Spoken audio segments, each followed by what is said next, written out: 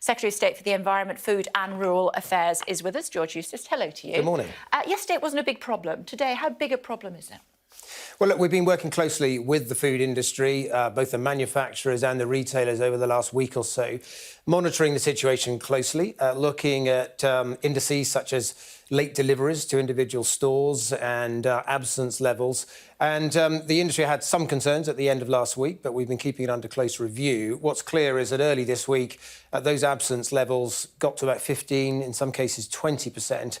And that's why we decided to act swiftly to make sure that the food supply chain can continue to function normally. How many people are going to be exempt from having to isolate if they're pinged? Well, under the scheme that we've put forward now for the food sector, we've identified close to 500 key sites. That includes around 170 supermarket depots and then another couple of hundred key manufacturers like our bread manufacturers, dairy companies and so on. And all of the people working in those key strategic sites, distribution depots and those manufacturing facilities will be able to use this scheme. And it's probably well over 10,000 people. Yeah, see, the thing is, when the Minister was sitting there yesterday, he was giving me the impression that I was overreacting by saying that there was a problem. Well, I think he was right in the sense that there wasn't a problem, in that we had some stress starting to come on the system, but we were working closely with industry, and it was really during the course of yesterday, having had further discussions with them, seeing that absence rates had increased to a level that was starting to concern us, and that it was likely now to continue to increase a bit further. It was that decided the situation, and we acted swiftly. You know, we're never going to take risks with our food supply, and that's why we've acted in the way we have. A lot of red tape still, though, isn't there? I mean, people have to apply to be exempt, don't they? It's not as straightforward as just saying, OK, you can come in if you've been pinged.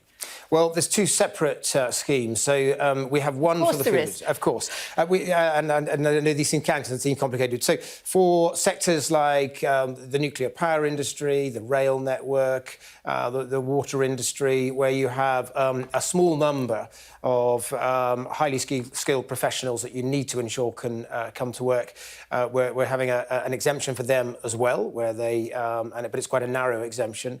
For the food sector, it's very different. This is quite a big exemption. So they don't need to apply? They don't need to apply, but we are working with all of those food companies. We've identified the 500 sites. The sites will be designated, and then they'll be able to operate this at a site level. Yeah, you see, the thing is, the hospitality sector is not included, is it? It's been one of the hardest hits throughout the pandemic. Could they potentially, going forward, be added to the list? Well, look, obviously, for everyone, in the middle of August, we intend to move to a different system. Yeah, but for now? For now, I think not, no. So we are obviously keeping everything under review. The reason we've made a special exception for food is for very obvious reasons. We need to make sure that we maintain our food supply. We will never take risks with our food supply.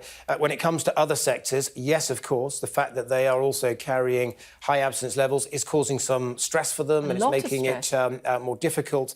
But you also have to bear in mind why we're doing this, and we are trying to still just dampen the pace and the velocity at which this infection is spreading, because we have to keep a very close eye on those hospitalisations. We know that if people are double jabbed, then between 92 and 96% reduction in hospitalisations is what we can expect. But there will still be some hospitalisations and sadly still some deaths. And we just need to make sure that we don't have this growing too quickly. And that's the aim of this. So it could get worse before it gets better, is what you're saying? Absolutely. Okay, it is likely to, because hospitalisations do follow the infection rate by 2 to 3 weeks. So that's why we're doing this. I know it's frustrating for everybody, but we do want to try to just dampen the curve of this infection until it turns and things start to go in the other direction. And then, of course, we can move to a different system for everyone. OK. Given that it could get worse before it gets better, is the military on standby? We don't have any need or plans at the moment to use the military, but of course they're always on standby. We always have that option to call on the contingency that the MOD always have in place for situations, but we don't need that at the moment. Well, given things change so quickly, I mean, as I said, the Minister sitting there yesterday, a very different story to what we're getting from you today. It would be foolhardy not to have them on standby, wouldn't it? They're always on standby. We have a standing part of the army that is always there should it need to be called on. We never know, for instance, when we're going to have a major flood incident that might affect us. And in those situations, we regularly have troops that are on standby that can be called on at the drop of a hat. That's a standard procedure in government. And the 16th of August was the date when people who are double jabbed don't have to self-isolate if they've been pinged. The previous Health Secretary, Jeremy Hunt, of course, would-be Prime Minister, is saying that that should be brought forward. Well, look, I know people are saying these things. I'd understand the case, and obviously we've adopted a different approach already in the context of the food sector, which we've announced, and we've done that expeditiously, quickly, because it's needed to be done in that way.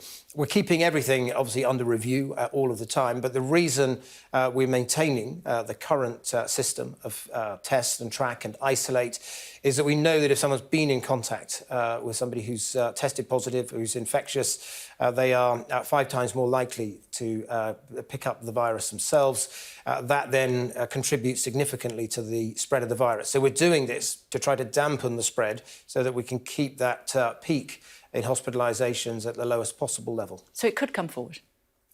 Well, at the moment, it's not coming forward. So we are... Could it be extended further? Well, we've got a clear plan, and until we are... Because you work on data, not dates, don't you? We do work on data, not dates, and the key test for us is really the point at which things start to turn, and we are confident that we are past the peak in infections, and then we can anticipate the peak in hospitalisations to come some weeks after that. I understand, but you know, you've been a hostage to fortune when it's come to dates previously, and you've had to move them here and there. Is it a fool's errand to set dates? Well, I think people want to have a clear idea of where they stand, and the reason we have set that date, and of course, things can always change in either direction, but the reason we set these dates is to give people some kind of indication about what they can expect, and that's why the Prime Minister set out his route map to get out of the lockdown. He was clear that he wanted each step to be irreversible, but we would take each step with a degree of caution. And until we can see really this rise in the infection level off and start to dip downwards, it would be premature to prevent and to depart from the approach that we've got. Where are we with vaccine passports? Well, we've made clear this week that when it comes to the younger people who want to attend nightclubs, we're going to make it a requirement from the end of September that they would need effectively to be double jabbed in order to go into those venues. Those venues are much higher risk. Obviously, they're very crowded. We think actually there is a case. So are football terraces, though? Yes, well, in some... And we saw what happened with the football, with England-Scotland game, that, there were super spreaders who were here and then caught it and went back up to Scotland. Well, look, we're looking... There's a range of different approaches you can have. You can have testing arrangements so that people have to test before they go to those venues so that you don't have people with the infection and the virus going into those. The double jabbing is always obviously an option. We don't want to use it more than we need to. The Prime Minister has been very clear, for instance, that we definitely want to avoid using it in pubs and so on. But as we chart... terraces? Well, look, as we chart our way out of this, we can't rule anything out, but I know that the government set out earlier this week some of the types of situations where it could be used. So but there's no clarity on that, and of course we're around the corner from the football season. What's the thought? Well, then we're talking about major events, big conferences. Those are but mainly indoor ones. Those are the types so of what about theatres? Situations. Well, theatres, it is a possibility, and I know theatres themselves are actually looking for an option that's going to enable them to start to open with a degree of confidence. So they want that ability to be able to open with confidence, and it's something that we are considering. What about Tory party conference? Well, as I say, it could be that business conferences, including possibly party conferences, where you have large numbers of people indoors, there could be a case for it there. We haven't ruled that out, but we are, as I say, working through this. We haven't made final decisions. Some of your backbenchers said, don't you dare, if you do that, we are not coming to party conference. What would you say to them? Well, look, party conference is still some way away, and at the moment, we're very much focused on trying to get this current infection to level off, watching it very closely, making sure we keep hospitalisations down. We may be able to refine the approach, have different decisions as we go through later in the autumn. We'll be able to review things then in light of how the situation's developing. But you'd rather go for the safety of the many than the stubbornness of the few? Look, we want to have the option to be able to do the right thing based on the evidence we have when we're there and what the prevalence of the virus is. It's very difficult to predict exactly where it'll be. We've got a high degree of confidence that we've severed the link between infection and hospitalisation, but it's been reduced by about 95%. There's still a residual risk there. That's why we still need to show a little bit of caution. But, we are confident that we're going to be able to keep that hospitalisation down and return to life closer to normal. But we may still need to have certain tools at our disposal, and we shouldn't take them off the table. Does that include wearing a mask? Because you told me you didn't want to. Well, I don't want to wear a mask, no, but I am still, I can tell you, wearing a mask on trains and in crowded areas. And I think it's a courteous thing to do if you go to a shop and they are asking you to wear a mask and have that on the door. Of course, you should do the right thing and continue to wear it. I'd love to get to the time when we no longer have to wear masks. I find them very uncomfortable. But while they still perform a function in dampening the spread of the virus, and while people are asking me to do it on trains and in shops, I'll continue to. Another couple of things while we've got you. The Police Federation has no confidence in the Home Secretary. Do you? Of course I do, yes. I work very closely with Priti and I've got great confidence. And if you look at what she's done on policing, we've seen the recruitment of an extra 8,000 police officers. We've seen an increase in the budget. We're playing with those police. figures. I'm not going to go into the figures today because, as you know, you cut 21,000, but yeah. But she's, under her watch, we've been increasing police numbers. And it's also the case that she's taken action to make sure the police have got the powers that they need to do their job and to remove some of the frustration. So I think she's doing a fine job as Home Secretary. OK, but if the NFU, for example, said they want you to go, would you go?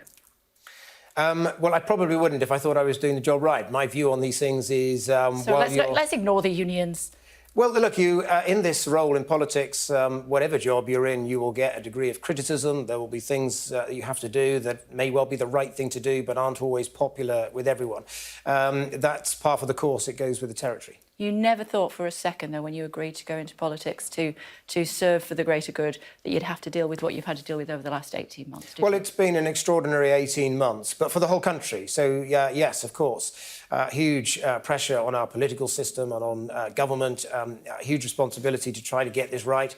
But also, let's bear in mind, it's been a much bigger trauma for the NHS who've had to cope with this, all those key workers, all those businesses that have struggled as well. Sure. That is where our main concern is, because they've been the most affected. We're out of time. Just want to ask you about the Rugby World Cup. Australia and New Zealand have said they are not coming. They've been referred to as cowards by rugby league people here. I'm not sure if you're a rugby league fan. You're probably more a rugby union fan, I'm guessing. But what are your thoughts about them not coming?